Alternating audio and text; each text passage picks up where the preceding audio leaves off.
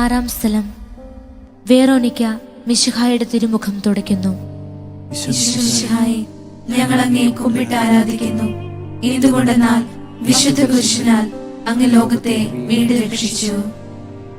ഈശോയെ, പീഡാസഹനങ്ങളാലും വീഴ്ചകളാലും വികൃതമായ അങ്ങയുടെ തിരുമുഖം ഞാനിപ്പോൾ കാണുന്നു.